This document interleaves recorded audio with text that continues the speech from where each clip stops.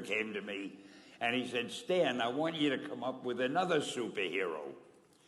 So I said, okay, went home and I thought, what can I come up with now? And I saw a fly crawling on the wall.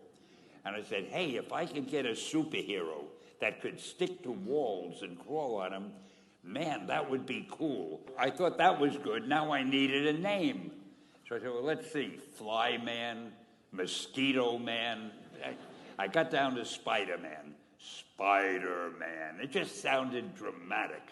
So, okay, I had my hero. I had his power, his name. I'm going to give him personal problems. Then I thought I'd make him a teenager, because there were no teenage superheroes that I knew of at the time. So armed with all that wonderful material, those great ideas, I ran into my publisher's office and I told him. This was my reaction, the reaction he gave me. Stan, that is the worst idea I have ever heard. First of all, people hate spiders, so you can't call a hero Spider-Man. You want him to be a teenager?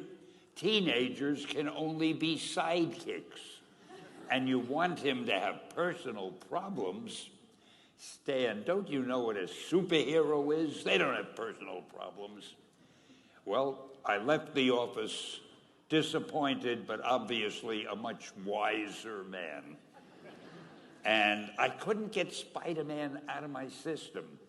So we were about to kill a magazine. I think it was called Amazing Fantasy. Just to get it out of my system, I put Spider-Man in Amazing Fantasy, featured him on the cover, forgot about it.